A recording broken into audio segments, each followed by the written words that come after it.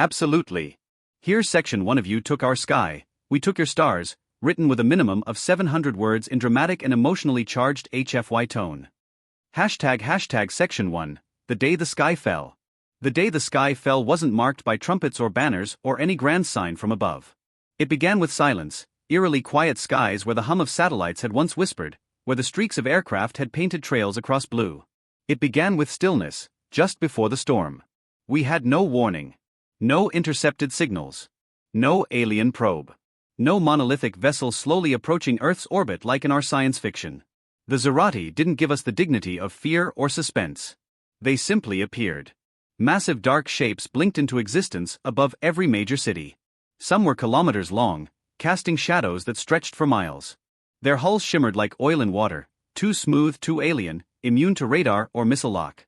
One moment the sky was blue, clouds drifting lazily across continents, and the next, it was black, alive and watching. We didn't even get a chance to fight. Within hours, our defense networks were offline. Orbital satellites shattered like glass marbles. The International Space Station burned bright for a brief moment before vanishing, torn apart by something no one saw. Communication towers across continents shut down simultaneously. Nuclear silos froze in place, locked out from within. Something, some code, some force, had taken control. We weren't just being invaded. We were being disarmed. Stripped. They landed next. Enormous spires of metal unfolded from their ships and dug deep into the crust of our Earth. They weren't vehicles. They were engines. Terraformers. Planet breakers. They didn't come to parley or colonize. They came to overwrite. From every landing zone, their troops descended. The Zerati were not towering monsters, not reptilian beasts like we'd imagined. They were lithe, silver-skinned, with segmented armor fused to their flesh, tall and disturbingly elegant. Their faces were blank, featureless masks of chitin and machine.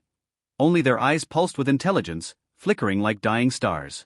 Human weapons did nothing. Bullets flattened against their shielding. Tanks exploded before they even fired. Our soldiers died by the thousands. Some were disintegrated mid-sentence, others simply vanished, turned to ash and memory. By the third day, the major governments had fallen. The UN command bunker in Geneva was a crater. Beijing, New York, Sao Paulo, Tokyo, smoking wrecks. Military surrender was declared globally, though many units continued to fight to the last man, last bullet, last scream.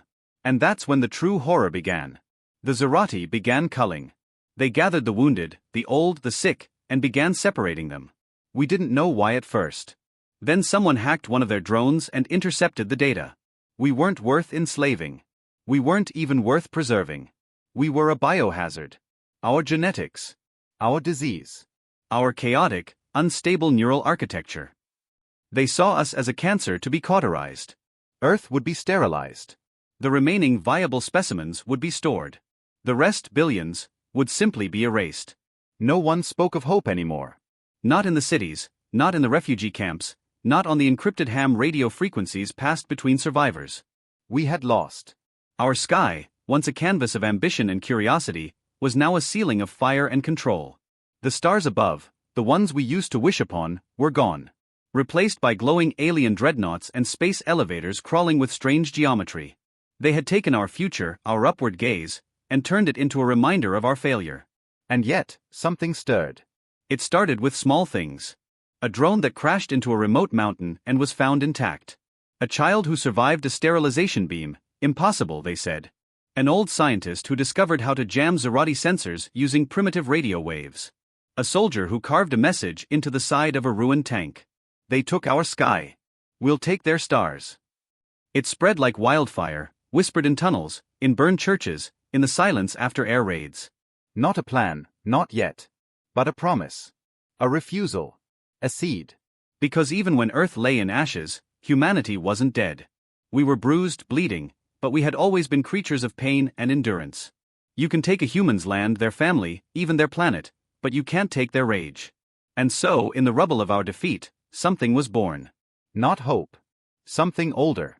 Something stronger. Vengeance. Would you like me to continue with Section 2 as well? Certainly.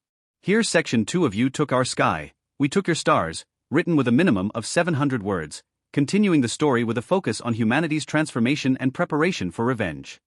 Hashtag Section 2, Forging the Shadow War. The world had ended, but humans didn't. The Zerati thought their war was over. To them, the conquest of Earth was complete, efficient, a case study in planetary subjugation. They patrolled from the skies with machine precision, deploying drones to monitor every urban center, every remaining power grid, every breath of human resistance. But they didn't understand us. They mistook the silence for compliance. They mistook our retreat for extinction. They didn't realize they'd merely kicked over the hive. In the ruins of old Earth, the survivors began to move. Broken armies regrouped in the deep wilderness, submarines surfaced on ice shelves, stealth fighters hidden in cavern hangars lifted off once again. Engineers worked by candlelight, rebuilding fallen drones using scrap and alien debris. Scientists with nothing left to lose began to mix Zerati biotech with salvaged human technology. Every line of morality was blurred. The Geneva Conventions were ashes, like the cities they were written in. Our first weapon wasn't a gun. It was knowledge. A rogue AI, once a financial algorithm on a European stock exchange, had survived in a backup server buried under a data center. Rebooted and reprogrammed by a fugitive hacker group, the AI became something new, Pandora. It learned. It analyzed. It dissected Zerati language, intercepted transmissions, and cracked their encryption protocols.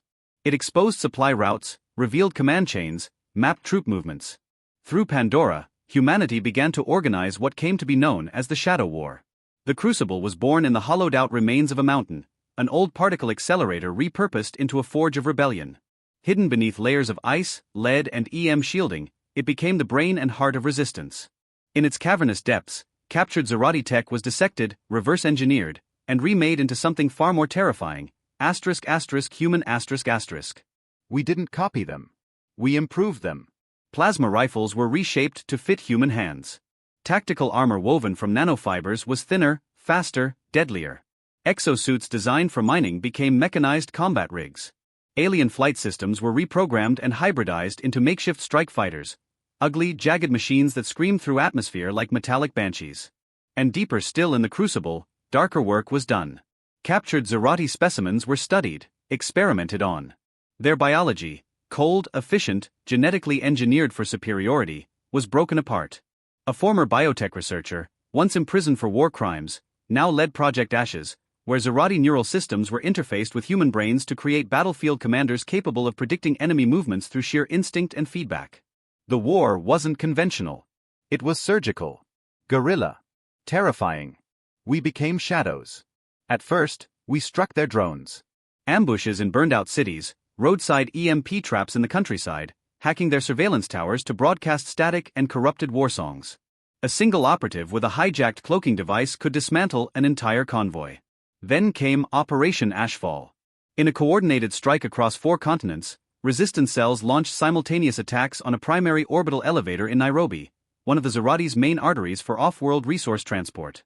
The plan was suicidal. Thousands volunteered. Hundreds made it into position. Only 50 walked away. But the cost was worth it.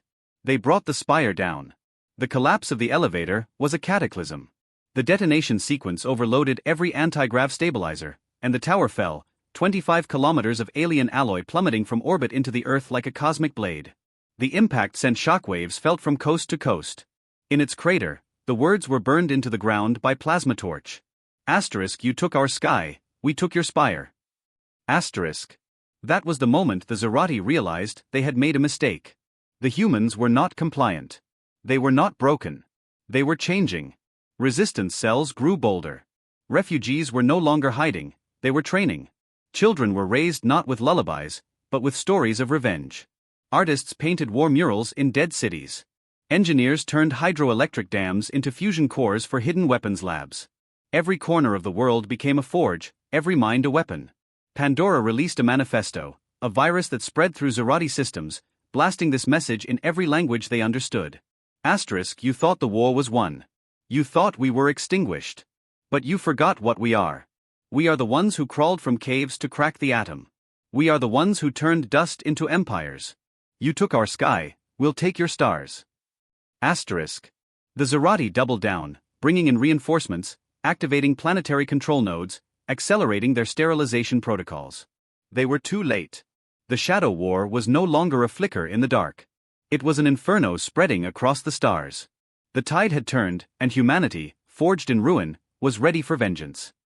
Would you like me to continue with Section 3 next? Certainly. Here's Section 3 of You Took Our Sky, We Took Your Stars, written with at least 700 words, focusing on humanity's leap into space and the terrifying escalation of war. Hashtag Section 3, Taking the War to the Stars. The day humanity returned to the stars wasn't marked by celebration or speeches. There was no crowd to cheer the launch. No dignitaries, no ribbon cutting. Just silence, resolve, and steel. In a forgotten valley of the Andes, beneath a camouflaged mountainside, the doors of an ancient military bunker groaned open. From within rose the vengeance, not a ship, but a declaration. It wasn't pretty. It wasn't symmetrical. It wasn't even fully stable. But it was ours. She was born of desperation and vengeance.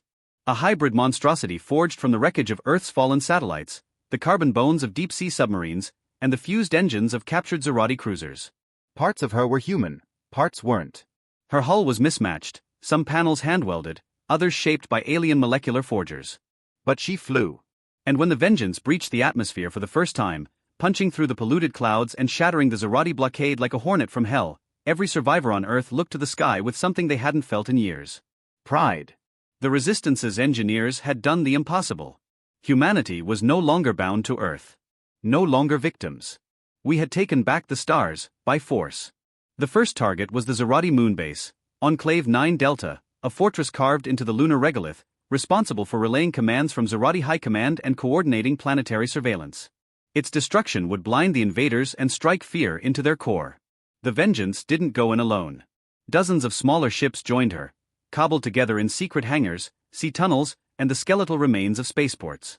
Some had been orbital cargo haulers retooled for war. Others were ancient Russian Soyuz shells retrofitted with alien tech. One was literally a converted asteroid mining vessel with a railgun the size of a building strapped to its undercarriage. The attack was brutal, precise, and merciless. The Resistance bypassed the Zerati's early warning systems using a tactic Pandora called ghost shadowing, slipping past their sensors by mimicking the movement of passing debris clouds and solar storms.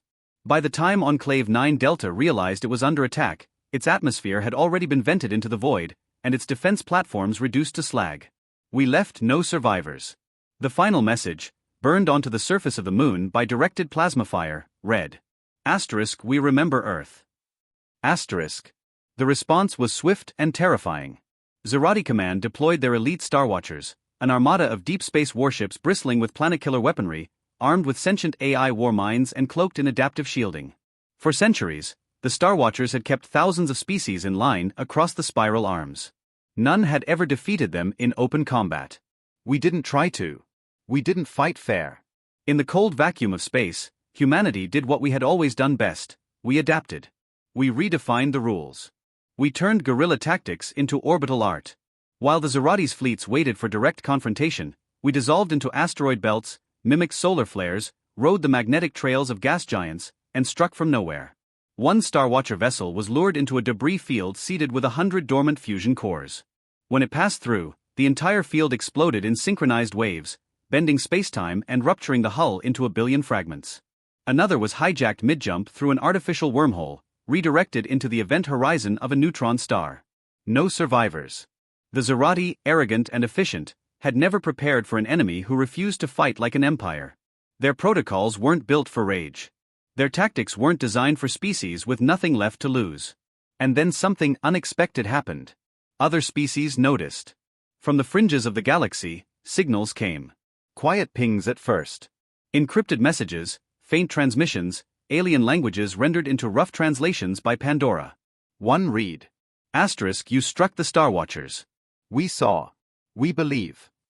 Asterisk. Another. Asterisk, they burned our world too. We thought we were alone. Now we see fire in the dark. Asterisk. It wasn't long before small alien ships began appearing in resistance fleets. Survivors from conquered planets. Scientists. Exiles. Slaves. Their languages were foreign. Their pain was not. We welcomed them, not out of compassion, but because they shared our fury. They gave us maps. Coordinates. Weaknesses. Inside knowledge. The galaxy, long cowed into silence by the Zerati Empire, was starting to wake up. With every system we liberated, with every outpost we raised, the Zerati realized too late the truth: humanity wasn't just fighting a war. We were infecting the stars with rebellion. We weren't just reclaiming the sky they stole. We were building a future where they would never see the stars again. Would you like to continue with Section 4 as well? Absolutely. Here is Section 4 of You Took Our Sky, We Took Your Stars, written with a minimum of 700 words, detailing the climactic end of the war and the fall of the Zerati Empire. Hashtag Section 4, The Fall of Their Gods. At the center of the Zerati Empire, floating like a jewel in the dark, was Hegera Prime, their cradle world, the seat of their civilization, and the throne of their dominion. It was a myth, a legend wrapped in layers of silence and terror. No species had ever laid eyes on it and lived. No rebellion had ever reached it. Hegera wasn't just a world. It was a symbol, the unbreakable heart of an unbreakable empire. We would break it. The campaign began with fire. By this point, humanity was no longer alone. The flame we had ignited in the outer systems spread like wildfire. The oppressed, the enslaved, the silenced, they all rose. From shattered planets, from the ruins of lost cultures, they came. Not in fleets of grand battleships, but in convoys of vengeance. War-torn freighters converted into missile platforms. Living ships grown from coral tech. Beasts of bioengineering. Civilizations that had once bowed now bared their teeth. They didn't rise because they thought we would win. They rose because we had already shown it was possible. The final assault, codenamed Operation Starfall, wasn't launched from Earth. It came from a secret moon in the Graveward Belt, a rogue planetoid carved into a mobile command fortress. There, the unified resistance fleet gathered under a single banner, not of conquest, but of reckoning. The Vengeance, now refitted into a Dreadnought-class Titan, led the charge. She had been upgraded with a Zerati gravity core, cloaking systems from 6 different species, and a weapon no empire had ever seen before, a dark fusion rail, capable of collapsing orbital stations into neutron density in seconds. She was no longer just a ship. She was judgment made metal. Hegera Prime was surrounded by concentric rings of planetary defense, fortresses the size of continents, armadas numbering in the millions, and AI overseers referred to in legends as the oracles. They were gods in code, impossibly old minds that had watched the galaxy for thousands of years, orchestrating Zerati supremacy with emotionless perfection. But they had grown comfortable. They had not faced humans. We struck with silence first. Pandora launched a cascade virus into the oracle minds, fragments of chaos designed to mimic human thought. For the first time in their long existence, the oracles hesitated. They doubted. They feared. Then the storm began. Our fleets emerged from warp space like ghosts. They didn't form formations. They didn't follow predictable tactics. They scattered, swarmed, bled across the void. The enemy had expected a war. What they got was a hurricane of hatred, centuries of pain compressed into plasma and fire. The outer defense rings fell in 3 days. The second ring, known as the Citadel Choir, lasted 2 hours. Every song it tried to broadcast for surrender was drowned in a deafening chorus of ancient Earth music, from Beethoven to Slipknot, played over hacked interstellar frequencies. We wanted them to know what was coming. We wanted them to hear us. The inner world was worse. Hegera Prime was beautiful. Vast cities of crystalline towers, golden bridges suspended in 0G over oceans of starlight. Biodomes containing the last relics of extinct worlds. Temples of silent priests who hadn't spoken aloud in centuries. We burned them all. The Resistance made landfall with orbital dropships that struck like meteors. Soldiers, human, alien, cybernetic, poured out in wave after wave. We didn't negotiate. We didn't ask for surrender. We weren't there for politics. We were there for vengeance. The throne of the Zerati, a levitating monolith of living stone, was stormed by a joint strike team. Inside, the Emperor waited, a being of infinite arrogance, surrounded by his honor guard and the illusion of power. He spoke in many languages. He pleaded in others. But when the commander of the human team removed her helmet and revealed the barcode scar of a sterilization camp survivor, there was no mercy left. He died on his knees. We didn't stay to rule. We didn't plant flags. Hegera Prime was left in silence, its starports shattered, its monuments crumbling. The oracles were gone. The fleets scattered. The empire was broken, not by diplomacy or ideology, but by those they had thought defeated. When we returned to Earth, we didn't celebrate. Too many graves. Too many ghosts. Instead, we built a monument in the crater where Geneva had once stood. A simple obelisk. No names, no nation, no anthem. Just one phrase, carved into the metal, written in every language of Earth, and now 100 others. You took our sky, we took your stars. And beneath it, in smaller script, never again. Would you like me to now format this full outline into a complete short story, a screenplay, or illustrated scenes next?